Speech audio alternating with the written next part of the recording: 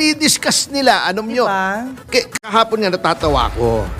Tinatanong niya, answer daw, yes or no. Hindi mo pwedeng gawin yon. Legislative investigation. Ibig sabihin, aware si Duterte ng gano'n. Siyempre, piskal yun eh. Galing. Abogado. Control the semantic. Mr. Chair, yes or no? Davao style.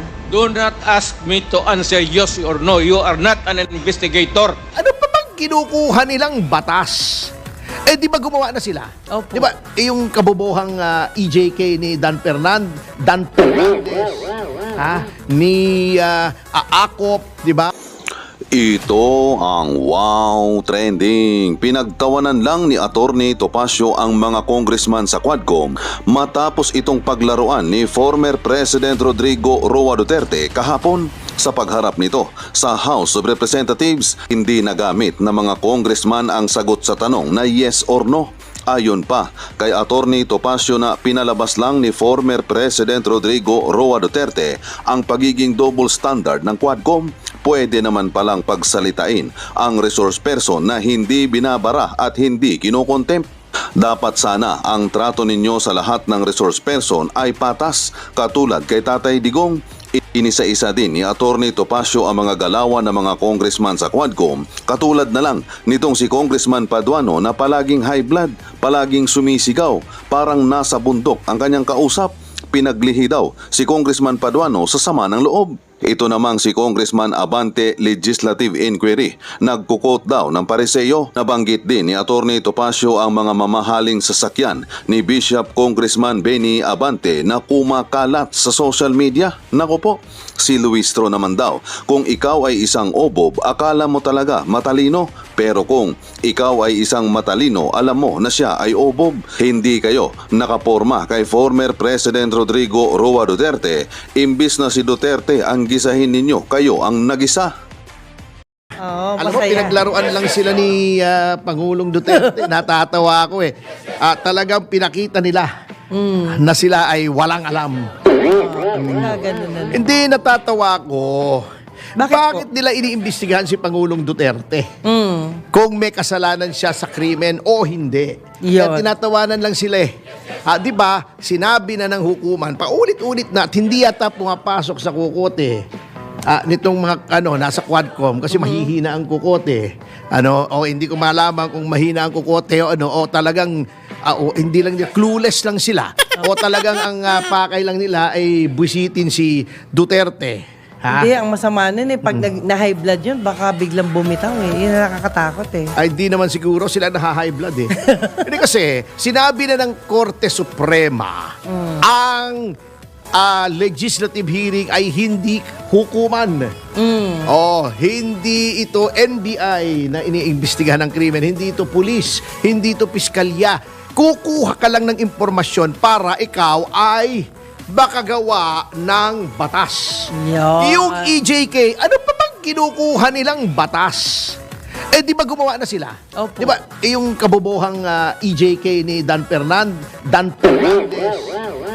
ni Akop, di ba? Ni sino pa ba? Ni Barbers. Sir, nitong si huwag kang magbanggit ng pangalan. Alin? Kanila naman talaga yung batas di ba kiniklaim nila? Ba't ko babanggitin? Di ba nakakiti pa sila dala-dala nila yung batas? Bakit hindi ko babanggitin yung pangalan nila? Proud sila sa batas nila Hindi nila alam nakakatawa yung batas. Tagilid nga po Hindi, di ba diniscuss na natin? Opo. Ang pinagbabawal nila ay EJK. Bawal na naman talaga ang EJK Extrajudicial killing, lahat po ng pagpatay na hindi pinag-uutos ng hukuman, extrajudicial killing. But wala bang batas na nagbabawal sa pagpatay? Meron! Revised Penal Code. Wala bang batas na nagsasabi na kapag public official ay ang gumawa ay maximum penalty, aggravation yan pag public official. Pag wala bang batas na nagsasabing pag may reward system ay yan ay murder. Meron na, revised penal code. Aggravated ang homicide to murder kung by in consideration of a price, reward, or promise, reward system. So, inutil po. After 11th na yata yung kahapon, Opo. Pang-11. After so many hearings, yun lang ang nagawa nyo? Yung EJK bill na kabobohan? Ay, sayang ang pera namin sa inyo. Sayang ang perang ginastos nyo, panay Jollibee. Yung nakakain nyo sa amin, sayang yung Jollibee nyo. Kasi wala po kayo nagagawang batas. Kahapon, kala nyo, ginigrill nyo si Pangulong Duterte. Yun bang mga kinukuha nyong impormasyon kay Pangulong Duterte kailangan para gawawa kayo ng batas? Hindi na. Bakit? Nasagot na yun. Nakuha nyo na kay Garma, yung sinasabi nyo reward system. Nakuha nyo na yung kinukuha nyo kay Grijaldo na ayaw naman bigay ni Grijaldo. Tingin ko, madedemanda kayo dyan. Parang tingin ko lang sa aking bolang kristal. Alam nyo, ang aking bolang kristal ay 2. Naku po. 2 bola. Bolang kristal. Pagka gusto kong malaman kung ano mangyayari sa yung hinaharap, May sagot tumutungo na. ako. Natanong ko at tinitignan ko yung aking bolang kristal na 2. Kinakalog-kalog ko. Diba? Indian pa na. Pero attorney, thankful. Kakalog-kalog. Thankful kami sa inyo kasi mas nauunawaan namin ang paliwanag mo actually. Ako gusto kong mabalik yung death penalty. Halimbawa, ngayon paano nila gagawaan ng batas yun? Ewan Ibabalik ko uli? kung dinidiscuss nila. Alam nyo, Diba? kahapon nga natatawa ko. Tinatanong niya, answer daw, yes or no. Hindi mo pwedeng gawin yon. Legislative investigation. Ibig sabihin, aware si Duterte ng gano'n. Siyempre, piskal yun eh. Galing. Abogado yun eh. Bakit ba pinofocus nyo sa kanila kung may guilt siya ng krimen? Hindi po trabaho ng legislature yon. Abuso yon. Kaya nga sinasabi, kung gagawin yung parang investigasyon, tatayo ako rito. Di ba sabi ni Pangulong Duterte? Bago sasabihin pa, you answer yes or no. Hindi pwedeng i-answer ng yes or no. Sabi nga, alam nyo, eto na lumabas kahapon ang double standard ng Quadcom, ang double standard nila sa witnesses. Alam nyo, pwede naman palang tratuhin ang witness na nagpapaliwanag, pag nangangatuwiran, hindi kino-contempt, pwede naman. Bakit kay Pangulong Duterte ayos naman ang trato nyo? Ba't sa iba? Dahil kaya nyo, dahil hindi dating Pangulo.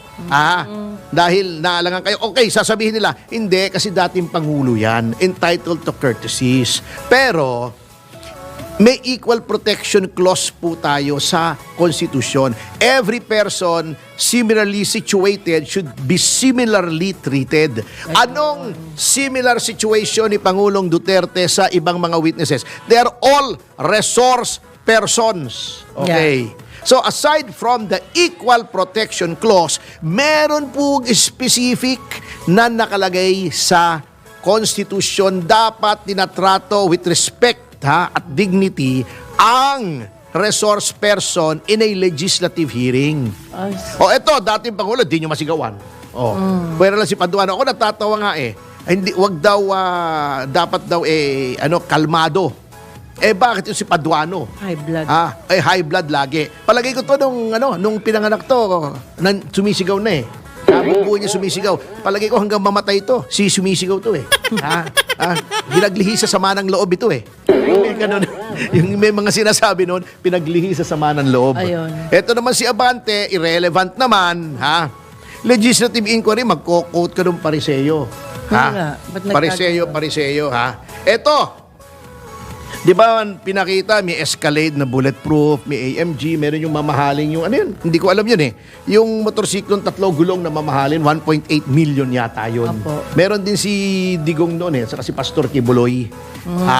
Meron siyang RAV4, di ba? May mga pinapakita siyang niyayabang niya, di ba? Sinasabi niya yung Pariseo, yung let he who is without sin cast the first stone. Ba't wala bang kasalanan si Pastor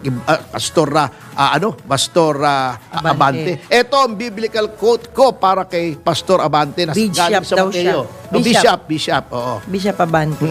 Di Bishop. Oo. Baka bullship. Hindi po, Bishop naman. Bullship.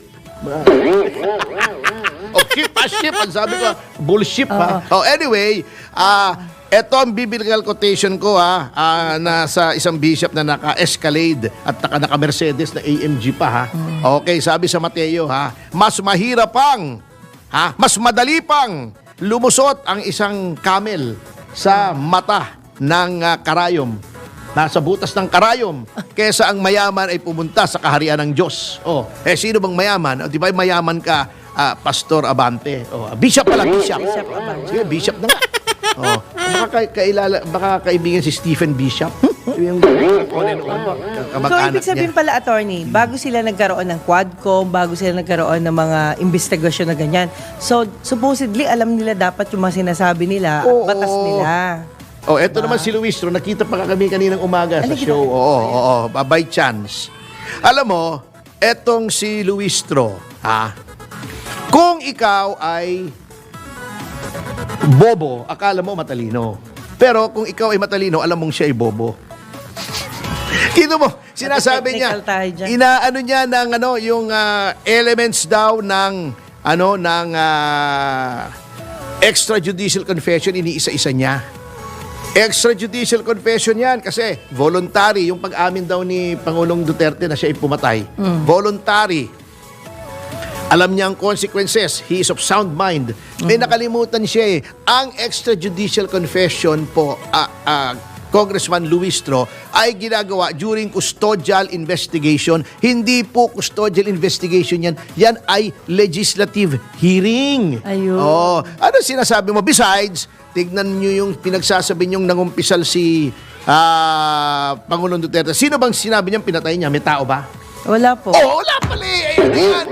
Parang libel yan. Pag hindi ma-identify kung sino yung tinutukoy mo, ay hindi libel. Dapat may identity. Pinatay ko si ganito. Halimbawa, pinatay ko si Congressman Paduano. Sinabi ko, halimbawa, may pumatay kay Congressman Paduano. Wag naman sana, Kasi malapit-lapit na rin eh. Na siya ay matapos yung kanyang termino. Kasi last term na niya ngayon. Attorney. Di ba, malapit na matapang. Diretsuhin mo. Siyempre, humihinga naman ako. Okay, di ba? okay, Malapit okay. na matapos yung kanyang term of office. Si Paduano. At saka isang araw yan eh. Puputok yung ugat niya sa ulo eh. Tsaka si Nakakahihiyaw niyan eh. po, si PRRD, lihitimong joker. Oo. Pag sinabi niyang pinatay ko, tas binitin niya, it's either tao o hayop yun. Oo. Diba? Parang di ba minsan sinasabi ko, di ba? Yang si Congressman Luistro, napakapangit ng ginagawa niya sa mga resource persons. So, minsan, siyempre hihinga ka eh. Oo. Sige. Pero alam mo, isang napagtanto ko dun sa, dito sa Quadcom hearing kahapon, di ba nandun si dating Senator De Lima? Opo. Magkamukha talaga sila ni Congressman Luistro. Ganon. Hindi naman masama yun. Di ba maganda naman si Senator De Lima. Di ba Tama. maganda? Ang dami nga nagkakagusto sa kanya. Di ba si Dayan? Sus, yung Mario si Jonel. Kung di ba naman maganda yun eh. Magkakagusto ba naman? Yung mga macho yun eh. Ha? Opo. Mga macho papa yun eh. Sus, Mario Josep. Pero nanonood ngayon si Congressman Luistro kasi sabi niya binabantayan daw niya yung programa mo. Kaya nga sinasabi ko eh. Para naman, hindi naman sayang yung pagbabantay niya. Naririnig niya yung pangalan niya, di ba? Parang si Dan Fernandez. Yeah. Merong bagong word pala gumagawa nga ako unti-unti ng Dan Fernandez Dictionary. Ala. Parang yung subordination by perjury, di ba? Meron siyang bago, different. Sa Dan Fernandez Dictionary, different. Noun. Ang ibig sabihin sa Tagalog doon, iba na. Bago na. Iba na, oo. Anyway, alam nyo, Joke yun joke yun. pinaglaruan lang kayo pinaglaruan lang kayo. Natatawa ako doon sa kay yung sinasabi niya. Sabi niya, kino-confirm niyo ba na okay sa inyo pumunta yung ICC rito para imbestigahan kayo? Sabi niya, sipain ko sila. Kino-confirm ba niyo ba yung sinabi ninyo kay Congressman Manuel na pag binigyan ko ng pamasahe, pupunta kayo sa ICC para magpa-imbestiga? Sipain ko rin sila. Punta ako doon, sipain ko rin sila. Grabe, no? Ay, Yun nako. lang yung response niya. Bago si Manuel naman, sinasabi, anong pinagamitan sa confidential funds? Confidential nga eh! Which part of confidential do you not understand? Oh my God. Yung confi o yung dential? Pag nagre-refer ka sa dictionary, sir, alam nila yun. Oo. If not, talagang di nila alam. Paano kaya yun, no? Ewan ko. Oh. But anyway. Baka pwede, si Vic, pwede bang magmagandang loob ka na, na kunin yung dyaryo? May maganda akong nakita rito sa dyaryo. Ayun. Trivia lang, medyo malihis naman tayo sa politika sapagkat Opo. alam nyo, pinakita na naman ng Quadcom yung kanyang ignorance nung kung anong tunay na function ng legislative inquiry. Ang dami nyo ng informasyon. Yung sinabi ni Pangulong Duterte, pagpalagay mo na, di ba? Naniniwala naman kayo kahit kanino Salamat po. Di ba si Garma, naniniwala kayo na may reward system. Bakit tinatanong nyo pa kay Pangulong Duterte? Yung mga sinasabi nyong pinatay niya, etc. Di ba sinabi na niya yun sa Senado under oath, under the same circumstances. Ba't uulitin nyo pa? Ang gusto niyo lang gisahin siya. Ang nangyari, kayo ang ginagisa. Oo. Hindi naman kayo makaporm. Ito, nasabi na rin yung si Congressman Manuel. Palagi ko interesado siya. Alam mo kasi passionista siya rito. Ayan, may nakita pala, nandito siya sa ulat sa Filipino Mirror, yan. Or sasabihin ni Dan Fernandez, tama. Pag sinabi ni Dan Fernandez, Filipino Mirror, tama rin, kasi Filipino tayo Apo. Pero ito, Filipino Mirror. Filipino Di ba? Mirror. Okay. Yan, sabi niya, lumang sapatos, nakita 5,500 years old na puwerong sapatos. Leather. Alam mo kung saan nakita, sa Areni Cave, sa Vayots, sa Armenia. Baka interesado si Congressman Manuel dito kasi hindi, passionista yun. Di ba maganda magdamit yun? Mahilig sa sapatos yun. Etong lumang sapatos na nakita sa Vayots, sa Armenia, magandang, balita to para sa kanya palagay ko. So, diet skill? Oo, baka gusto niyo pumunta rin sa Vayots, sa Armenia para tingnan ito. Okay. Pero alam mo, sir, yung luma na mahal, maganda yan. Mas Oo mahal naman. yan. Oo naman. Lalong mahal. Antique ang tawag yan, di ba? Kaya kasi Dilima, mahal siya ni Jonel. Kasi luma siya na mahal. Di ba? Matay talaga. Sabi mo, wag na. Okay, bata. Sige, tama na. Titigil na ako kasi napanood naman nila. Opo. Oo, sila na maghusga dyan. Sige na. Sige na. Oo. Different na naman. Different top. Sabi nga ni Dan Fernandez, different topic naman. Allah. Talaga, sir. Oo. Ano muna tayo? We will relieve. We will relieve. Pero meron relieve temporarily. We will relieve. Opo. Pero sabi nga po, avoid someone disrespect your relationship. Yan. Parang ganun yung nangyayari sa kanila. Diba? Bakit? Yung mga, di ba dapat nasa gobyerno kayong lahat nagtutulungan? Ako wala sa gobyerno. Ako'y Hindi. mamamayan at ako'y Yung political commentator. Karapatan ko magkomento. Basta, ang komento ko, sabi ng Korte Suprema, ay tungkol sa pag-discharge nila ng functions nila, yan ay hindi libelous. Ayaw. Ngayon, pag sinabi ko, halimbawa lang, hindi ko sinasabi, Opo. Pag sinasabi kong napakapangit ni Benny Abante, yan, hindi, libel yun, libel. Kaya hindi ko sasabihin yung kahit kailan. Hindi mo sasabihin. Hindi. Huwag mo sabihin, Pero pag sinasabi tama kong yun. mali yung pagganap niya bilang congressman, kasi hindi naman na kapilya yung Kongreso, yung House of Representatives, at kung ano-anong Bible quotes ang ginagawa niya, yun, pwede yun. Pero dapat daw, avoid daw natin who blames you for their mistakes. I don't blame them. Their mistakes are their own. Are there? Oo. Hindi ko kasalanan yun. Hindi ko mahuli. Okay, sabi nga po, pretends to back you up. Sino yung mga nandun? Pretends na... Ay, hindi. Maraming ganyan na pagka ikaw ay wala na sa poder. Ayan, yan ang mga congressman na noon, war on drugs, palakpakan sila. Yay! Tuntua sila. Oo, tuntua sila. Sige, we support the war on drugs. Magaling na presidente yan. Ngayon, anong ginagawa nila? Nang tawag yan mga balimbing. Masarap yun pang-asim ng kwan, di ba? Sinigang. Uses you to benefit. Ganun daw sila. Siyempre, nagra-ride on sila sa kasikatan ni PRRD. Okay. Kasi alam nila maraming manonood sa kanila pag nandun si PRRD. Marami naman, di ba? Sa YouTube, sa mga channel. Kaya ang gagawin nila, magpapagawa sila ng magagandang damit, yung mga Maria Clara, oo, di ba? Mga magagandang Amerikana. By the way, yung congressman dyan, yung pareho tayo ng sastre.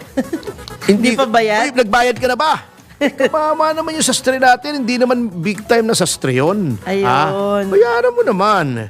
Gawin mo naman yung sistema ko, 50% down pag deliver, full By payment. full payment. Oo, wag mo naman utangin. Utangan mo na lang yung ibang mayayaman, yung mga kapwa mo congressmen. Wag yung sastre natin, boss. Oh. Mhm. Pero attorney, paano yun? Karamihan sa kanila ay mali yung batas na ginagawa nila. What will happen soon? Hindi, mali. Hindi, alam naman ng mga tao bakit? Tignan mo yung komento. Sa ABS-CBN ito Opo. neutral ito, nung binobroadcast nila. Ang komento siguro 90% kontra sa mga congressmen. Kung akala nila nakakapunto sila, nagkakamali.